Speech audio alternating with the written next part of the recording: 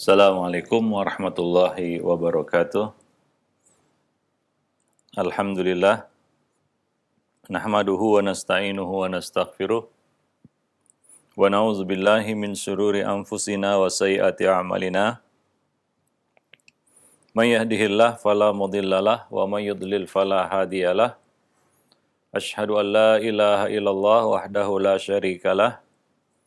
Wa asyhadu anna Muhammadan abduhu wa rasuluh.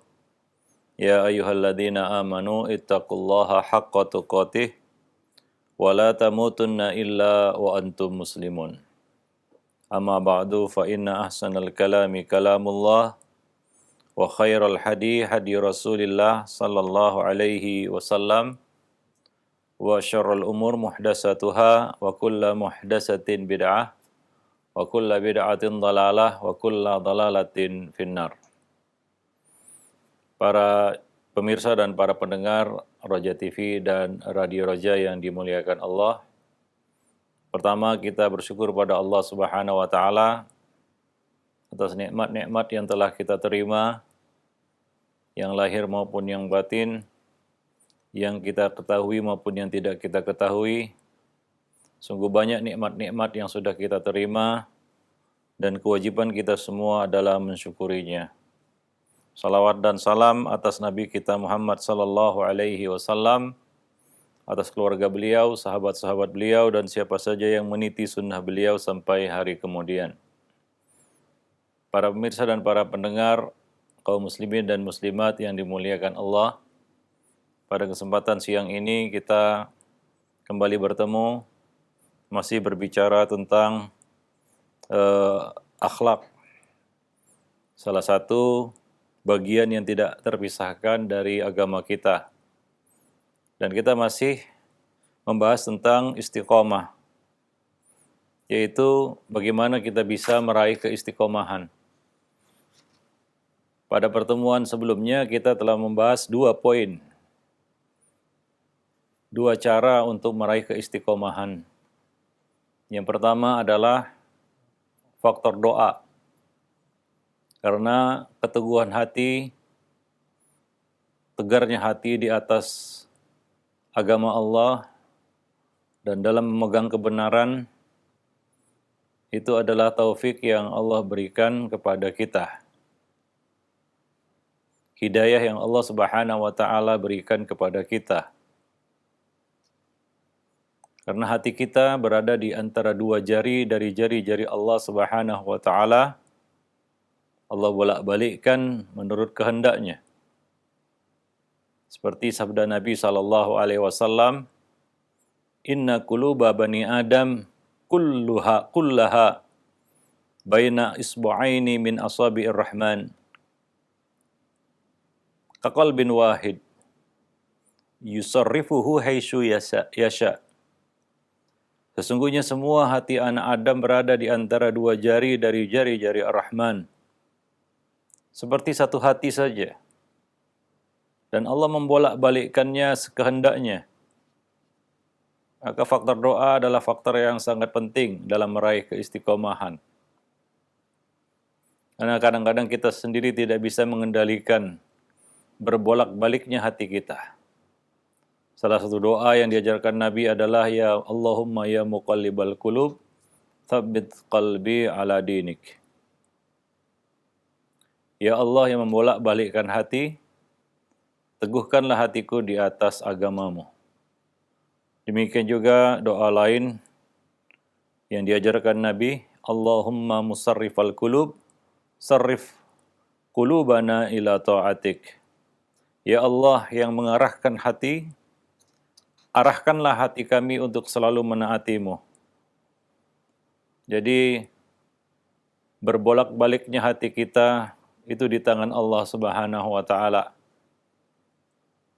Maka kita harus memohon kepada Allah agar diberi keteguhan hati tersebut. Dan Allah mengarahkannya kepada kebaikan. Allah Subhanahu wa taala memudahkannya untuk menerima kebenaran. Dan Allah Subhanahu wa taala melapangkan hati untuk bisa menerima perintah dan larangan. kewajiban-kewajiban para pemirsa dan para pendengar yang dimuliakan Allah. Jadi faktor doa adalah faktor yang sangat penting untuk meraih keistiqomahan. Maka jangan lewatkan untuk selalu membaca doa tersebut, karena ini doa diajarkan Nabi kepada para sahabat. Dan doa ini seperti yang dikatakan oleh Abdullah ibnu Amr ketika ia bertanya ketika ia ditanya doa apa yang paling banyak dibaca Nabi Shallallahu Alaihi Wasallam, maka beliau mengatakan doa ini, doa yang diajarkan Nabi Shallallahu Alaihi Wasallam ini. Ini doa yang paling banyak dibaca Nabi Sallallahu Alaihi Wasallam. Dan kita tentunya sangat perlu ya untuk membaca doa ini. Kalaulah para sahabat saja merasa perlu untuk membacanya, dan Nabi Sallallahu Alaihi Wasallam menyuruh mereka untuk membacanya, ya apatah lagi kita. Nah, oleh karena itu, hendaknya kita tidak lupa menyisipkan doa ini di dalam doa-doa yang kita baca. Kemudian yang kedua, at-tamassuk, memegang teguh. Ini berkaitan dengan tekad. Ini berkaitan dengan azam. Ya. Harus ada azam. Harus ada tekad untuk memegang teguh nilai-nilai Islam, ajaran-ajaran agama. Allah mengatakan, wa may ya'tasim billah faqad hudiya ila siratin mustaqim. Barang siapa yang memegang teguh agama Allah, maka dia akan diberi petunjuk kepada jalan yang lurus. Dia akan dimudahkan untuk meniti siratul mustaqim. Dan banyak sekali hadis-hadis dari Nabi yang menyuruh kita untuk memegang teguh tamassuk ini.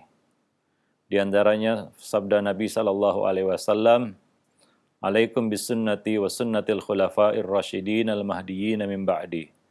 Tamassaku biha wa addu 'alaiha bin nawajis." Tamassaku biha. Berpegang teguhlah kamu dengan sunnah Nabi dan sunnah para sahabat tersebut. Addu 'alaiha bin nawajis. Dipertegas lagi dengan ungkapan gigit dia dengan gigi geraham kamu, yang menunjukkan kengototan, keseriusan, tekad bulat, azam kuat untuk memegang teguh nilai-nilai agama di dalam hidup. Karena kalau kita hanya sekedar memegangnya saja, mungkin dengan mudah kita bisa melepaskannya. Ditambah lagi banyak pihak-pihak yang ingin merampasnya dari kita. Banyak orang-orang yang nggak suka orang itu istiqomah, ya, memegang teguh prinsip. Kadang-kadang jadi bahan bulian orang yang memegang teguh prinsip. Kalau kita misalnya ya bergaul lah dalam satu pergaulan, banyak teman-teman, ada satu atau dua yang memegang teguh prinsip, itu biasanya dijadikan bahan bulian. Ya, dan teman-temannya yang lain berusaha untuk agar dia tergelincir. Itu kenyataan. Artinya banyak pihak-pihak yang tidak senang, tidak suka, dan merasa bahagia dan senang apabila kita tergelincir. Dan kita memegang teguh prinsip-prinsip yang kita pegang. Ya. Oleh karena itu, perlu azam yang kuat, kengototan, keuletan, keseriusan, kesungguhan untuk memegang teguh ajaran Islam ini. Itulah yang dimaksud dengan tamassuk. Itu memegang erat. Dipertegas lagi oleh Nabi dengan ungkapan al-'addu bin nawajis, menggigit dengan gigi geraham. Ya, menunjukkan kengototan seseorang untuk memegang teguh nilai-nilai agamanya di dalam kehidupan. Karena di luar sana banyak orang-orang yang tidak suka dia memegang teguh ajaran agamanya. Para pemirsa dan para pendengar yang dimuliakan Allah. Itu dua poin yang sudah kita bahas sebelumnya. Poin yang ketiga yang membantu seseorang untuk bisa istiqomah di atas agama Allah Subhanahu wa taala adalah bersegera menaati Allah.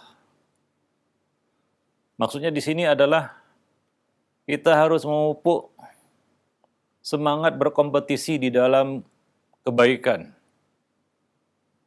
Itu harus ada. Kalau tidak, maka kualitas kita akan menurun. Kualitas amal kita akan menurun, dan pada akhirnya kita akan meninggalkan amal-amal tersebut. Karena tidak ada peningkatan, tidak ada kemajuan, tidak ada nilai kompetitifnya. Maka harus bersegera. Lawannya adalah taswif, menunda-nunda, bermalas-malasan, ya, mengabaikan, dan cenderung melalaikan. Dan bisa kita tebak, ujungnya adalah dia meninggalkan. Maka keluarlah dia dari keistiqomahan.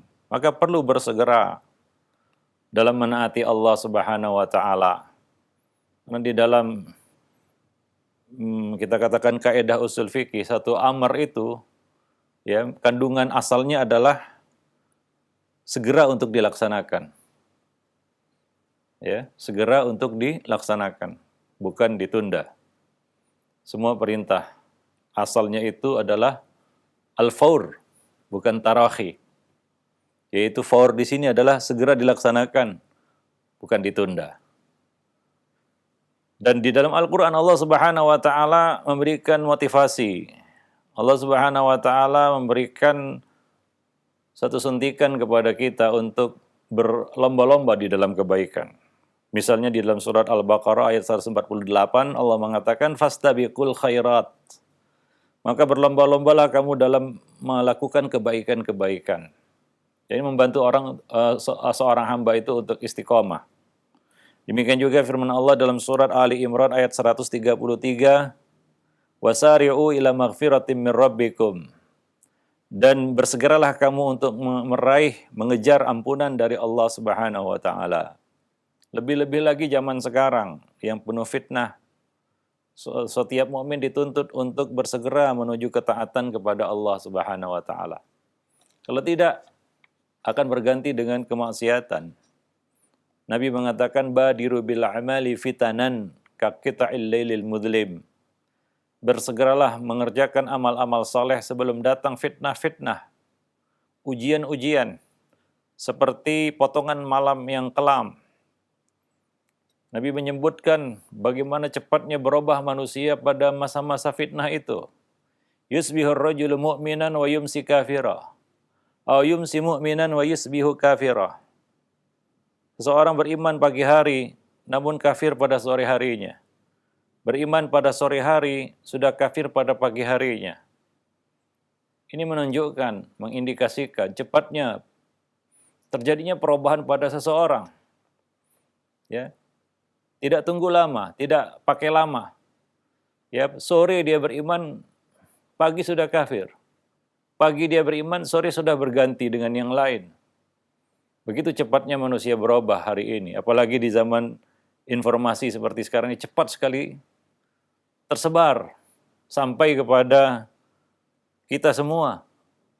Ya, berita itu, informasi itu yang mengejar kita hari ini. Sehingga dengan banyak syubhat-syubhat, informasi itu banyak mengandung syubhat.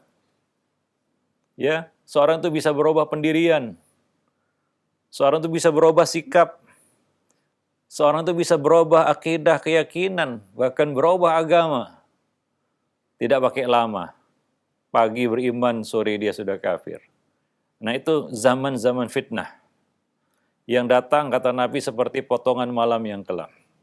Maka dari itu, bersegeralah untuk melakukan ketaatan. Jangan menunda-nunda. Wa fi dzalika falyatanafasil mutanafisun. Dan untuk mengejar surga itu hendaknya kamu berlomba-lomba. Ya, sebagaimana kita ketahui apabila di sana ada ya kompetisi, maka value juga akan meningkat.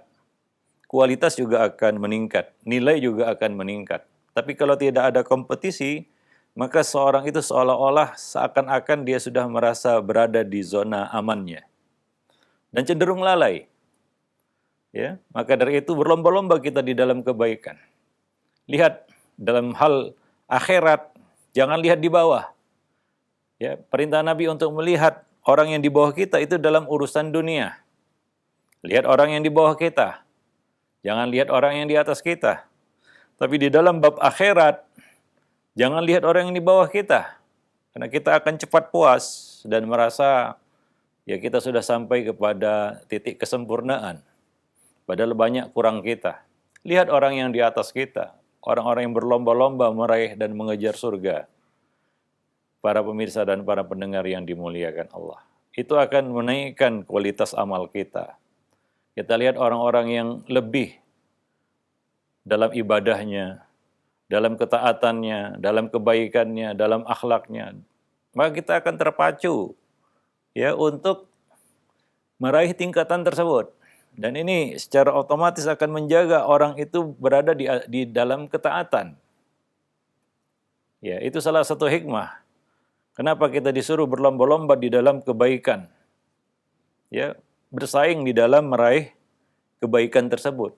Berlomba-lomba meraih ampunan Allah Subhanahu wa taala. Berusaha untuk menjadi yang terbaik dan lebih baik di dalam urusan akhirat kita. Para pemirsa dan para pendengar yang dimuliakan Allah.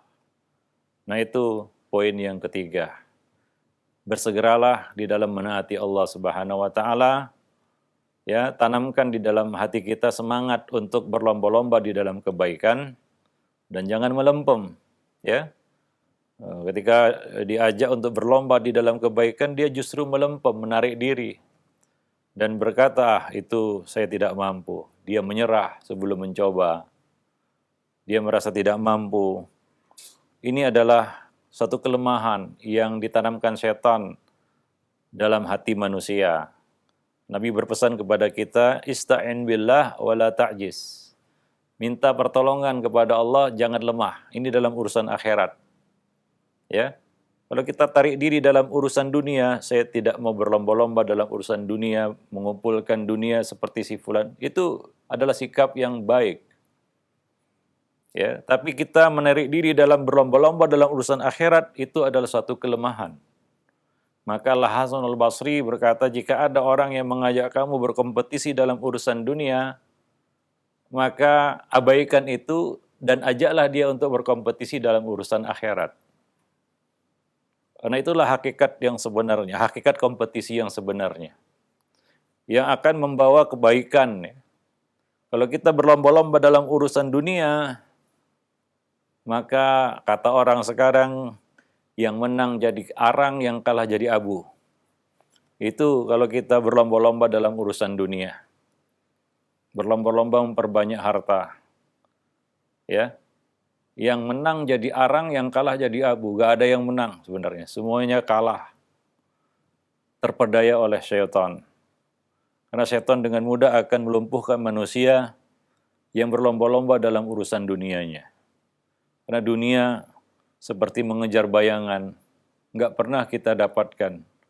Nggak pernah puas kita dengan dunia itu. Seperti mengejar bayangan. Nah, demikian. Nah, ketika seorang itu berlomba-lomba dalam urusan akhiratnya, maka satu, kualitas amalnya akan meningkat. Kuantitas amalnya akan semakin banyak. Nah, kemudian dia terjaga di atas jalan yang lurus itu. Dia akan bisa meraih keistiqomahan. Para pemirsa dan para pendengar yang dimuliakan Allah. Yang keempat, poin yang keempat adalah keikhlasan. Keikhlasan dan kesungguhan di dalam menaati Allah. Keikhlasan ini penting ya. Salah satu perkara yang membuat amal kita awet itu adalah niat yang ikhlas. Dan salah satu indikasi ya tidak ikhlasnya niat dan hati kita adalah amal itu tidak bertahan lama. Karena hakikat ikhlas adalah orang hamba itu mencari dan mengejar ridha Allah Subhanahu wa taala, bukan dunia. Lawannya riya. Dan riya ini akan mematahkan amal. Karena ketika seorang mencari selain ridha Allah Subhanahu wa taala, dia akan kecewa. Dan itu sesuatu yang tidak akan bisa dia raih. Dan selalu dia raih. Yaitu kepuasan manusia Ya, kemudian materi dunia yang itu dibatasi Allah Subhanahu wa taala. Ketika tujuannya adalah itu, maka dia akan meninggalkan amal tersebut. Ketika dia tidak mendapatkan apa yang dia inginkan. Dan tentunya pasti tidak semua yang dia inginkan dia dapatkan. Dan itu terjadi di dalam kehidupan kita. Realita kehidupan seperti itu, tidak semua yang kita inginkan kita dapati, kita raih. Allah beri, tidak. Nah, ketika tujuan kita itu, kita akan meninggalkan amal tersebut. Ketika kita tidak mendapatkan apa yang kita inginkan. Tapi bagi orang yang ikhlas, dia tidak peduli itu. Karena itu bukan tujuannya. Tujuannya adalah meraih ridho Allah Subhanahu wa taala di akhirat kelak. Maka dia terus beramal sampai dia bertemu Allah Subhanahu wa taala. Dan ini akan membantunya untuk istiqomah di atas kebaikan-kebaikan, di atas amal-amal soleh, ya di atas agama Allah Subhanahu wa taala. Maka teruslah tingkatkan keikhlasan, ya. Kita katakan bahwa ikhlas itu memiliki tingkatan. Dia adalah amal hati. Tidak sama antara tingkatan keikhlasan seseorang dengan yang lain. Ya. Oleh karena itu, seorang hamba hendaknya terus meningkatkan kadar keikhlasannya. Ya. Karena tentunya dia belajar dari pengalaman. Mungkin dia pernah jatuh, tersiok-siok, ya, jatuh ke dalam riya. Ya, jatuh bangun dia untuk menghindari riya. Maka seiring dengan pengalaman-pengalaman yang telah dia lewati, hendaknya dia bisa meningkatkan kadar keikhlasannya. Apalagi semakin dekat dia dengan Allah Subhanahu wa taala di penghujung usia. Artinya sudah lama dia berinteraksi dengan Allah dengan melalui amal-amalnya. Maka hendaknya dia bisa lebih mempertajam keikhlasannya. Ya, apalagi di usia-usia senja di mana fokusnya tentunya lebih kepada akhirat. Tidak ada lagi keinginan-keinginan lain ini itu dan lain sebagainya. Nah, ini akan menjaga dan akan memelihara seorang hamba di atas ketaatannya. Dia akan terbantu untuk istiqomah dengan keikhlasan yang dimilikinya. Maka para salaf mengatakan ya, bahwa keistiqomahan itu, keikhlasan itu ya merupakan modal keistiqomahan. Ya, keikhlasan adalah modal keistiqomahan. Mungkin kesimpulan itu diambil dari sabda Nabi SAW, innamal a'malu binniyat wa innamal likulli imri'in ma nawa. Ya, pentingnya keikhlasan di dalam setiap amal ibadah yang kita lakukan. Kemudian yang kelima, poin yang kelima adalah menjadikan Al-Quran sebagai pedoman hidup. Ya, menjadikan Al-Quran sebagai pedoman hidup, yaitu memperbaiki interaksi kita dengan Al-Quran.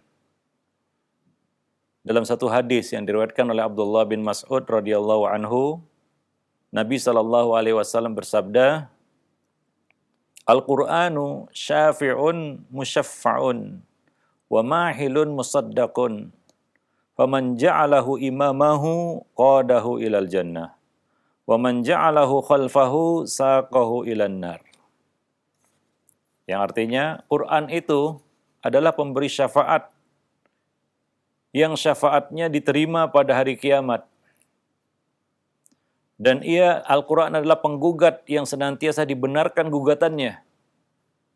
Barang siapa menempatkan Al-Quran di depannya, niscaya Al-Quran akan membimbingnya ke surga. Namun barang siapa menempatkannya di belakangnya, niscaya akan menggiringnya ke neraka. Hadis ini menjelaskan kepada kita ya, bahwa orang siapa yang menjadikan Quran sebagai imamnya, sebagai pembimbingnya, yaitu dia mengambil petunjuk dan bimbingan dari Al-Quran di dalam hidupnya, maka ia akan terbimbing sampai ke surga. Itu adalah jalan baginya untuk meraih surga. Tapi barang siapa yang menempatkannya di belakang, artinya dia menyampaikan Al-Quran, dia membelakangi Al-Quran, dia tidak mengambil pedoman Al-Quran di dalam hidupnya, maka ia akan tergiring ke neraka. Oleh karena itu, banyak-banyak kita berinteraksi dengan Al-Quran. Bukan hanya sekedar membaca ya, lebih dari itu, yaitu kita jadikan Quran sebagai pembimbing, ya, yang membimbing kita ke surga. Maka itu perlu untuk mendalami, mentadabburi Al-Quran. Dan itu sebenarnya inti dari perintah kita berinteraksi dengan Al-Quran. Afala yatadabbaruna Al-Quran am ala qulubin aqfaluha. Apakah mereka tidak mentadabburi Al-Quran? Nah, di sini kita kurangnya. Itu kita kurang mentadabburi Al-Quran. Sehingga kadang-kadang kita bingung, ini Quran apa fungsinya dalam hidup saya? Karena kita mungkin belum menggali banyak sekali faedah yang ada di dalamnya. Kalau Allah katakan ini adalah hudan lil muttaqin, petunjuk bagi orang yang bertakwa, petunjuk bagi siapa saja yang mau berinteraksi dengannya, dengan Al-Quran. Lalu bagaimana caranya? Itu dengan tadabbur. Dan itu kadang-kadang yang lupa kita lakukan. Sehingga Quran secara realita tidak menjadi pembimbing kita dalam hidup kita. Karena kita tidak tahu bimbingan apa yang ada di dalam Al-Quran. Maka Quran itu adalah samudra ilmu. Banyak faedah yang tidak terduga ada di dalam Al-Quran kalau kita mau mentadabburinya. Betul-betul menjadi petunjuk penyuluh hidup kita. Sehingga kita tahu apa-apa yang ada di hadapan kita. Sesuatu yang mungkin ya tidak kita dapatkan di tempat-tempat yang lain. Ya, di buku-buku yang lain. Ya, apapun itu, Al-Quran adalah inti dari ilmu yang Allah Subhanahu wa taala turunkan kepada umat manusia. Maka tidak heran ya kalau dahulu para imam ulama itu mentadabburi Al-Quran luar biasa. Satu ayat itu mereka tafakur di situ sampai mengeluarkan ratusan faedah. Ratusan faedah dari satu ayat. Bukan hanya satu dua faedah. Ya, ini luar biasa. Mereka bisa menggali Al-Quran itu sehingga betul-betul menjadi pedoman hidup. Nah, di sini kurangnya kita sebagaimana yang kita sebutkan tadi. Ya. Kita berinteraksi dengan Al-Quran hanya sekedar membacanya saja. Ya. Kita puas sampai di situ. Ya, kita tidak mau mentadabburinya lebih dalam lagi. Ya, lebih dalam lagi. Sehingga faedah yang kita dapatkan pun juga sangat terbatas. Para pemirsa dan para pendengar yang dimuliakan Allah. Ya, di samping ayat-ayat Al-Quran ini akan menyirami hati kita dengan kedamaian dan ketenteraman. Ya, nah demikian. Maka Allah Subhanahu wa taala menyuruh kita untuk tadabbur Al-Quran. Ya. Oleh karena itu jangan lewatkan membaca Al-Quran dengan mendalaminya. Misalnya menggali artinya, ya. Kalau bisa lebih dalam lagi yaitu mendalami tafsirnya. Tafsir juga ada tingkatan, ada tafsir yang ringkas, ada yang menengah, ya, dan ada yang sangat dalam. Tafsir juga dibagi-bagi, ada yang fokusnya kepada ahkam, hukum-hukum yang ada di dalamnya. Ya, ada tafsir yang lebih luas lagi. Ya, menyangkut tentang asbabun nuzul, latar belakang dan lain sebagainya. Sangat luas ya ilmu Al-Quran ini. Maka jangan merasa puas dengan sedikit ilmu kita tentang Al-Quran. Banyak hal-hal yang perlu kita ketahui dari kitab suci kita ini. Ya, yang mungkin kalaulah kita mendalaminya seumur hidup kita tidak akan bisa sampai ke dasarnya. Ya, mungkin masih di permukaannya. Itu seumur hidup kita ya, kita tadabburi Al-Quran itu. Kita tidak akan bisa menyelaminya sampai ke dasarnya. Begitu luasnya ilmu yang Allah Subhanahu wa taala titipkan kepada hamba-hambanya melalui kitab sucinya ini. Ya, maka Allah menurunkan ayat pertama di dalam Al-Qur'an, Iqra, baca. Karena Al-Qur'an perlu dibaca dengan qiraah tadabbur ya, dengan bacaan tadabbur. Kemudian yang keenam, salah satu perkara yang menjaga kita di atas keistiqomahan adalah melakukan proses ta'lim wa ta'allum. Menuntut ilmu dan menyampaikan ilmu, atau bisa dikatakan berdakwah, atau bangkit untuk menyebarkan ilmu, sharing ilmu. Ini salah satu cara kita untuk bisa istiqomah, yaitu tetap berada di jalur ilmu, tetap menuntut ilmu. Ya, jangan bosan meniti jalan ilmu. Karena ini adalah jalan surga sebagaimana yang dikatakan Nabi. Ya, man salaka tariqan yaltamisu fihi ilman sahalallahu lahu tariqan ilal jannah. Barang siapa yang menempuh jalan untuk menuntut ilmu, maka Allah Subhanahu wa taala akan mudahkan baginya jalan untuk menuju surga. Inilah jalan Siratal Mustaqim. Inilah jalan yang mengantar umat-umat sebelum kita sampai ke surga, yaitu jalur ilmu, menuntut ilmu. Karena kita telah dititipkan satu amanah yang besar, yaitu akal. Dengan itu Allah wajibkan kita menuntut ilmu. Oleh karena itu, rasa takut, rasa harap itu lahir dari orang-orang yang memiliki ilmu. Innama yakhsyallaha min ibadihil ulama. Hamba-hamba Allah yang takut kepadanya adalah para ulama, orang-orang yang berilmu. Maka kita perhatikan, sebagian orang ada yang berkata, kita nuntut ilmu sampai kapan kita mau menuntut ilmu? Artinya dia ingin mengeluarkan dirinya dari jalur ilmu. Dan dia pikir dia bisa beramal tanpa ilmu. Ini adalah satu ilusi ya. Sebagian orang ada yang mengatakan seperti itu. Kita nuntut ilmu terus, kapan beramalnya? Ini satu ungkapan yang jahil sebenarnya. Ya kalau kita tidak menuntut ilmu, apakah kita bisa beramal? Ya. Kalaupun kita sudah beramal, kita terus harus menuntut ilmu. Karena kita tertuntut juga untuk terus memperbaiki amal kita. Ya, semua amal harus diperbaiki. Karena tidak mungkin kita melakukan satu amal langsung sempurna. Sholat misalnya, saya contohkan sholat. Kita sudah lama sholat, dari kecil sholat. Apakah itu artinya kita berhenti belajar sholat? Tidak. Kita belajar sholat sampai ajal menjemput. Ya selama kita masih diwajibkan sholat, kita harus terus belajar sholat. Karena dengan menuntut ilmu itulah kita bisa memperbaiki amal kita. Ya, bukan hanya gerakan sholat, bukan. Bukan hanya sifat sholat yang kita pelajari hingga sholat kita bisa menjadi lebih sempurna, tidak. Bukan itu saja. Contohnya, ya kita mendalami tentang ikhlas. Bagaimana caranya supaya lebih ikhlas. Bagaimana cara meningkatkan keikhlasan. Itu kan kaitannya dengan ibadah sholat kita. Ya, jadi tidak mungkin ya kita beramal, memperbaiki amal tanpa ilmu. Dan dengan ilmu kita akan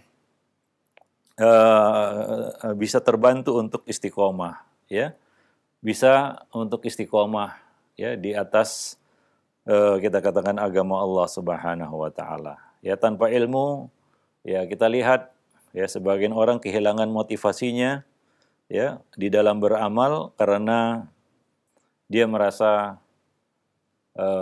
dia tidak tahu, ya, untuk apa dia beramal sebenarnya dan bagaimana dia meningkatkan amalnya.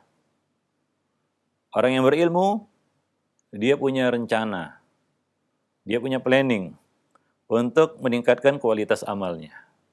Karena kualitas amal hanya bisa ditingkatkan dengan ilmu. Tanpa ilmu bagaimana kita meningkatkan kualitas amal kita?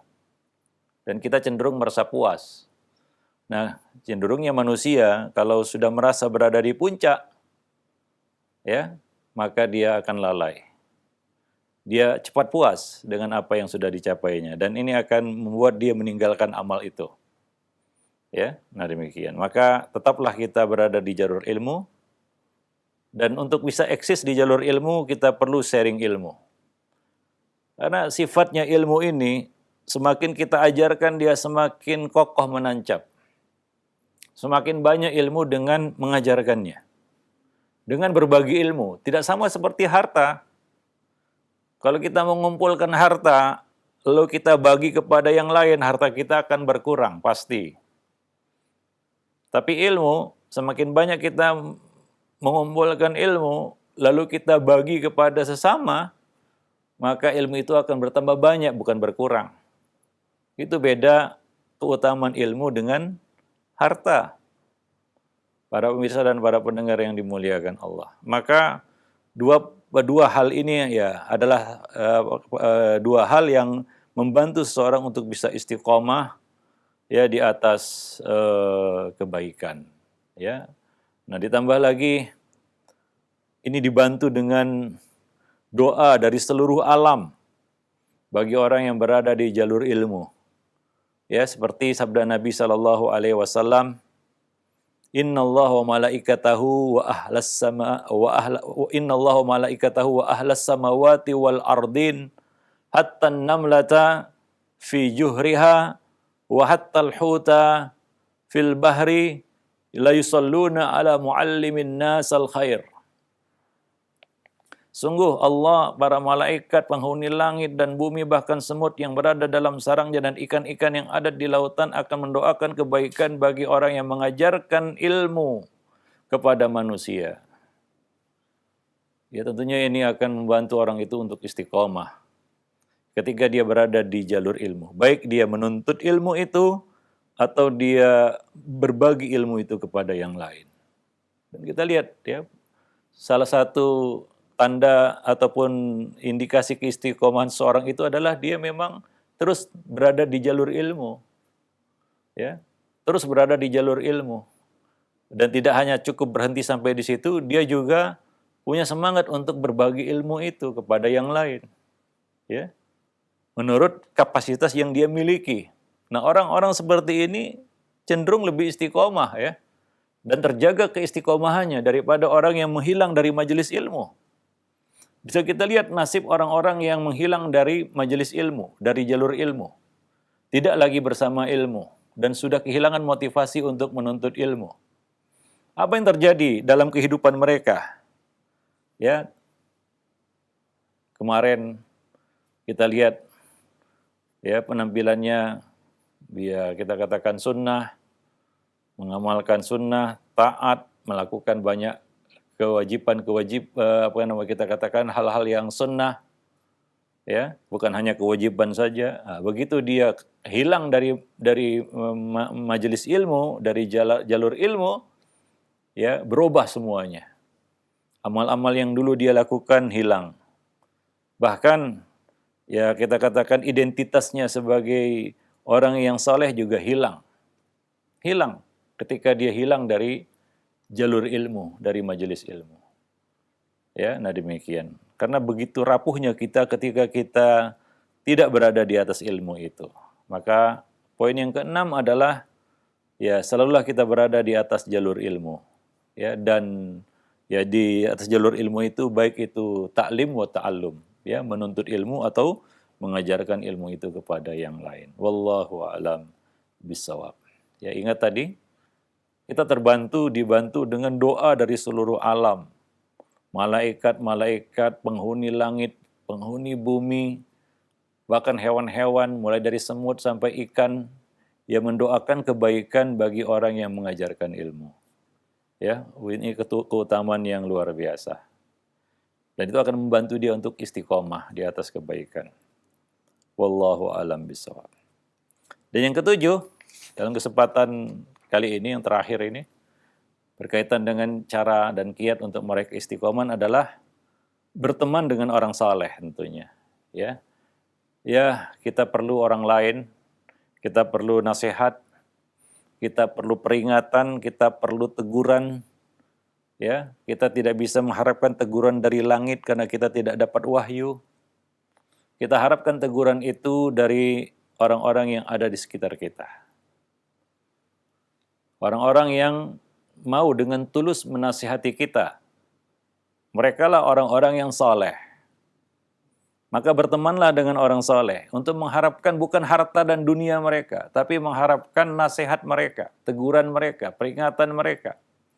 Kadang-kadang kehadiran kita bersama mereka saja itu memperkuat kita katakan motivasi kita untuk teguh istiqomah di atas jalan Allah. Ya. Nah, apalagi mereka nasihati, apalagi mereka berbagi ilmu dengan kita. Maka ketika kita berteman dengan seseorang, ya, tujuan kita janganlah agar dia bisa berbagi harta dengan kita, tidak. Tapi kita harapkan dia bisa berbagi ilmu dengan kita.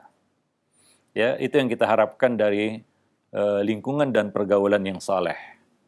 Yaitu tawasi bil haqqi dan tawasi bi as-sabri wal marhamah. Itu yang kita harapkan. Nabi mengatakan dalam hadis, al-mar'u ala dini khalilih, falyandur ahadukum may khalil. Orang itu akan mengikuti agama, akhlak, tabiat, kebiasaan sahabat karibnya. Maka dari itu hendaklah kamu perhatikan siapakah yang menjadi sahabat karibmu, ya. Dan ini sangat menentukan keistiqomahan seorang hamba di atas agama Allah. Berapa banyak orang yang murtad gara-gara temannya. Berapa banyak orang yang meninggalkan sunnah, ya, meninggalkan akidah yang hak, meninggalkan manhaj yang sahih karena temannya. Ya, berapa banyak orang yang meninggalkan ketaatan juga karena temannya. Berapa banyak orang yang terjerumus dalam kemaksiatan juga gara-gara temannya. Ya, jadi lingkungan dan pergaulan itu betul-betul memberikan warna dan pengaruh ya kepada seseorang. Maka perhatikan kata Nabi, falyandur ahadukum may khalil. Dengan siapa dia berteman? Dengan siapa dia bersahabat? Siapa yang menjadi sahabat karibnya, teman dekatnya? Ya, itu akan mempengaruhi hidupnya. Ya, maka sebaliknya juga berapa banyak orang yang dapat hidayah karena temannya. Berapa banyak orang-orang yang kita katakan melakukan kebaikan-kebaikan karena temannya. Berapa banyak orang-orang yang istiqomah juga karena temannya. Berapa banyak orang-orang yang menjadi baik hidupnya juga karena temannya. Itulah pengaruh teman, ya, lingkungan dan pergaulan di dalam kehidupan seseorang. Maka kalau kita ingin istiqomah, ya bertemanlah dengan orang soleh. Jangan hitung-hitungannya dunia. Kita katakan dalam hati kita, apa untungnya secara duniawi saya berteman dengannya? Mungkin dia orang yang nggak punya apa-apa. Kita berteman dengannya, nggak banyak yang kita harapkan darinya dari dunia, ya. Mungkin dia orang miskin, mungkin dia hidupnya pas-pasan. Tapi kita harapkan apa? Nasihat kebaikan, peringatan-peringatan, berbagi ilmu, ya, berbagi nasihat dengannya. Itu yang kita harapkan.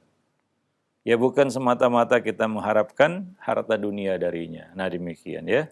Jadi itu motivasi kita di dalam ya menjalin suatu hubungan, ya, ataupun berinteraksi dengan ya manusia, berteman ataupun bersahabat. Nabi berpesan hendaknya kita mengambil orang yang bagus agamanya. Ya, orang berteman dengan orang-orang yang saleh. Nabi berkata, la tusahib illa mu'minan. Janganlah kamu bersahabat karib kecuali dengan orang-orang yang beriman. Nah, demikian. Wallahu a'lam bishawab. Itu 7 perkara, ya, yang membantu kita untuk bisa istiqomah di atas agama Allah, di atas ketaatan, di atas kebaikan. Wallahu a'lam bishawab. Demikian, mudah-mudahan bermanfaat. Aqulu qauli hadza astaghfirullah li wa lakum lisairil muslimin innahu huwal ghafurur rahim. Jazakallah khairan wa barakallahu fikum Ustaz atas penjelasan materi yang sangat bermanfaat sekali di kesempatan ini, masih berkaitan dengan istiqomah. Nah, ikhwata Islam azakumullah, saatnya kami membuka sesi tanya jawab. Silakan bagi Anda yang ingin bertanya secara langsung. Untuk pertanyaan pertama kami angkat dari pesan singkat yang sudah masuk di kesempatan ini. Dari hamba Allah di Bogor. Assalamualaikum warahmatullahi wabarakatuh Ustaz. Ustadz, bagaimana batasan-batasan dalam bergaul dengan orang-orang umum agar tetap istiqomah tidak terbawa arus? Karena sudah banyak didapati berubah kembali seperti dulu, dikarenakan tidak menjaga pergaulan dengan baik. Mohon nasihatnya Ustaz. Syukran. Ya, kalaulah kita sudah punya pengalaman pahit ya, seperti yang ditanyakan itu, banyak yang berubah. Hendaknya kita mengambil pelajaran dari orang lain. Orang yang beruntung adalah orang yang bisa mengambil pelajaran dari orang lain, bukan menjadi pelajaran bagi orang lain. Ya, tapi kadang-kadang kita itu mencari lingkungan dan pergaulan dengan hawa nafsu. Tujuannya dunia. Kita kalkulasikan keuntungan secara dunia. Padahal orang itu kita tahu ya, bahkan bisa katakan pengetahuan yang hakul yakin dia akan menyeret kita, menggiring kita kepada dosa dan maksiat. Tahu kita, sadar-sadarnya. Tapi karena orientasinya adalah dunia, maka kita memaksakan diri. Atau kita tahan-tahanin lah, ya bergaul dengan orang itu. Padahal kita tahu dia mempengaruhi kita, mengajak kita untuk buat dosa. Ya, hidup adalah pilihan, kita yang memilih itu. Maka kalau kita punya pengalaman seperti itu, ya, maka jadikanlah itu pelajaran. Maka, ya, ke depannya kita harus selektif dalam memilih sahabat karib. Ya. Bukan artinya kita tidak boleh berinteraksi dengan manusia, tidak. Kita punya banyak kenalan, kita berhubungan dengan orang, ya. Nabi berhubungan bahkan dengan orang Yahudi, ya, di Madinah. Nabi berinteraksi, bermuamalah dengan mereka. Mereka kenal Nabi, Nabi kenal mereka. Ya. Tapi Nabi tidak menjadikan orang-orang itu sebagai sahabat karib beliau. Tidak semua orang menjadi sahabat karib Nabi. Di kalangan sahabat sendiri juga ada, kita katakan, lapisan-lapisannya. Ada yang sangat dekat dengan Nabi, kemana Nabi pergi, sahabat itu selalu ada, seperti Abu Bakar dan Umar. Ya, di mana ada Nabi, di situ ada Abu Bakar dan Umar. Ya, tentunya tidak sedekat seperti sahabat-sahabat yang lainnya, yang tidak selalu bersama Nabi, walaupun masih masuk dalam kategori sahabat Nabi. Nah, begitulah kita dalam hidup juga ada orang yang ya masuk kategori sahabat karib kita, sangat dekat, ya, selalu berinteraksi dengan kita. Ya, nah demikian. Dan di sana ada, kita katakan sahabat juga tapi agak jauh. Ya, mungkin kita kalau ada masalah ya nggak curhat kepadanya, curhat kepada sahabat karib kita tentunya, ya.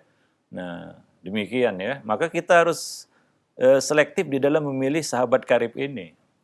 Ya, nah demikian. Kita kenal manusia, silakan kenal. Ya, seperti ya, kita katakan para nabi dan para sahabat juga demikian. Cuma menjadikan seorang itu sahabat karib, nah ini perlu kriteria khusus. Seperti kata Nabi, la tusahib illa mu'minan. Jangan bersahabat karib kecuali dengan orang mukmin. Nah demikian para pemirsa dan para pendengar yang dimuliakan Allah. Ya, dan tentunya kembali lagi tadi kepada tujuan, ya, maksud, niat, ya. Kita bersahabat tuh niatnya apa? Ada sebagian orang bersahabat tuh yang memang yang dia kalkulasikan itu adalah keuntungan secara duniawi. Apa untungnya saya berteman dengan orang ini? Begitu. Secara duniawi, ya, hitung-hitungan dunia. Ya, kalau tidak ada keuntungannya secara hitung-hitung dunia, dia nggak mau menjadikannya sebagai teman karib. Nggak levelnya katanya. Tapi itulah menunjukkan kadar diri kita sebenarnya dari sahabat karib yang kita pilih.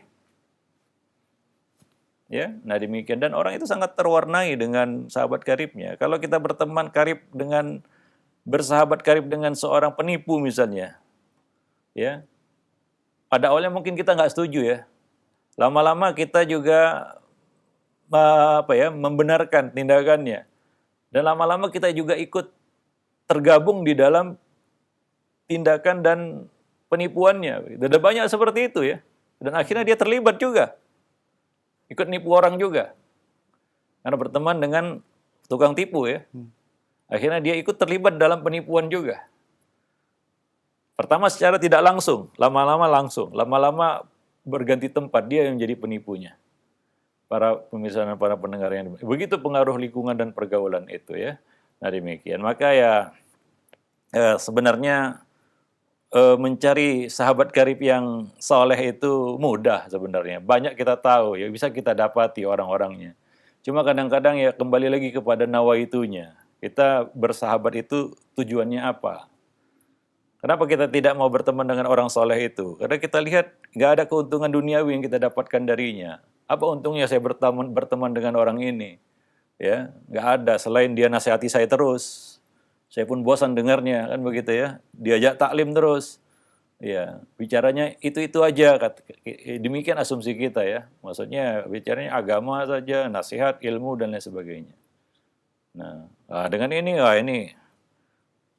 kita katakan kita hari ini harus membedakan partner bisnis ya dengan sahabat karib. Nah, banyak orang-orang yang menjadikan partner bisnisnya sebagai sahabat karibnya. Walaupun orang itu kita tahu bagaimana kualitas agamanya. Berantakan, kita katakan. Kadang-kadang sholat pun enggak.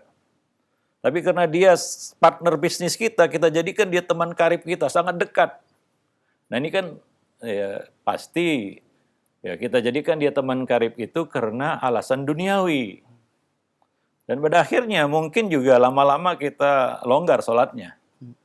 Karena dia nggak ingat sholat ya, kalau kita bersama dengannya kita nggak ingat sholat jadinya. Nah, kita tidak diingatkan untuk sholat kan begitu ya. Nah, jadi begitu besar pengaruhnya. Maka kita sebedakan ya. Silakan berbisnis, kita punya partner bisnis dengan siapapun, tapi itu sebatas kenalan saja. Ada batas ya, ada limit. Ya, jangan limitless, nggak ada batas begitu. Sehingga partner bisnis pun kita jadikan sebagai teman karib gitu. Walaupun kita tahu bagaimana keadaannya. Wallahu a'lam bishawab. Karena hari ini ya, kita lihat kecenderungannya manusia menjadikan partner bisnisnya sebagai teman karibnya. Bahkan orang itu berbeda agama dengannya. Dan dia nggak segan-segan melanggar sabda Nabi SAW, la tusahib illah mu'minan. Ya silakan kita kenal, bermuamalah, berinteraksi dengan siapa saja, kalau perlu sedunia, ya. Tapi menjadikan orang itu sebagai sahabat karib, nah ini kita harus punya kriteria. Kita harus memilih. Ya, nah demikian. Wallahu a'lam bishawab. Nah, jazakallah khairan Ustaz atas jawabannya. Semoga bermanfaat untuk penanya yang berada di Bogor dan kita semua yang menyimak. Masih pertanyaan melalui pesan singkat kembali. Assalamualaikum warahmatullahi wabarakatuh Ustaz. Ustaz, apakah ada ciri-ciri khusus bagi seorang yang istiqomah pada saat mau meninggal dunia? Syukur. Iya. Itulah kita katakan inti dari keistiqomahan, dari amal istiqomah ini. Yaitu apa? Al-khawatim. Nabi mengatakan innamal a'malu bil khawatim. Sesungguhnya amal itu dilihat dari khatimahnya, penutupnya. Nah, yang kita harapkan dari keistiqomahan yang kita pertahankan, yang kita pegang teguh ini adalah kita bisa mendapatkan husnul khotimah. Itu intinya sebenarnya. Ya tujuan kita memegang teguh dan beristiqomah itu adalah ya kita berharap mendapatkan husnul khotimah. Nah, rangkaian-rangkaian istiqomah yang kita lakukan, ya kita usaha kita, ikhtiar kita untuk tetap berada di jalur kebaikan adalah mempermudah kita untuk meraih kita katakan husnul khotimah tadi di akhir kehidupan kita. Ya karena manusia itu bisa ditebak bagaimana matinya. Kalau ditanya bagaimana mati, maka jawabannya singkat, bagaimana hidup sebenarnya. Bagaimana mati itu sudah ada jawabannya. Sekarang. Cuma kadang-kadang kita nggak menyadari itu. Bagaimana mati, jawabannya adalah bagaimana hidup. Bagaimana hidup, ya begitulah mati. Ya, banyak kisah-kisah yang disampaikan oleh para ulama, diantaranya oleh Ibnul Qayyim, tentang orang-orang yang mengakhiri hidupnya dengan, ya kita katakan, perkara yang tragis ya. Dia tidak ingat kalimat tauhid, la ilaha illallah. Ya, ada orang yang mau mati dalam kondisi tidak sadar, karena begitulah kondisi menghadapi sakarat itu ya. Kadang-kadang logika tidak jalan gitu ya. Karena ketidaksadaran itu. Ditambah lagi syaitan iblis mengerahkan pasukan-pasukan terbaiknya. Ada ini kejadian nyata. Bukan zaman dahulu, zaman sekarang. orang itu mau mati, dituntun, dibisiki, ditalkini, la ilaha illallah, apa yang dia ingat? Harga barang. Harga barang yang dia ingat. Barang ini sekian, itu yang tadi kayak orang ngigau begitu ya. Tapi itulah yang ada di bawah alam sadarnya begitu. Karena itulah hidupnya. Hari-hari itu dia bergelut dengan itu. Dengan uang dan uang. Yang ada di bawah alam sadarnya itu uang. Nah, ketika dia mati itu yang dia ingat. Ini pelajaran bagi kita semua ya. Ya, kita hidup itu ya dengan apa ya kita mati itu dengan apa yang kita biasakan dalam hidup ini. Para pemirsa dan para pendengar yang dimuliakan Allah. Jadi salah satu yang kita ingin capai dengan istiqomah itu yaitu. Ya, karena pada kondisi-kondisi tertentu, pada saat mengalami sakarat, kadang-kadang ya akal itu tidak bisa kita kendalikan seperti kita sekarang ini ya, sehat dan apa. Ya, kadang-kadang alam bawah sadar kita justru memerintahkan kita kepada hal-hal yang kita tidak duga. Pada saat-saat menghadapi sakarat, dan Nabi berkata, innalil mauti la sakarat. Sehingga setiap kematian itu akan mengalami sakarat. Dan itu yang sangat berat. Dan kita mempertahankan diri di atas keistiqomahan itu tujuannya adalah agar kita bisa meraih husnul khatimah. Ya, Nabi mengatakan innamal a'mal bil khawatim. Nah demikian. Wallahu a'lam bisawab. Nah demikianlah ya pertemuan kita pada kesempatan siang ini, mudah-mudahan bermanfaat. Lebih dan kurang saya mohon maaf. Yang benar datangnya dari Ar-Rahman dan yang salah dari saya dan dari syaitan. Aqulu qauli hadza astaghfirullah li wa lakum wa lisairil muslimin innahu huwal ghafurur rahim. Assalamualaikum warahmatullahi wabarakatuh.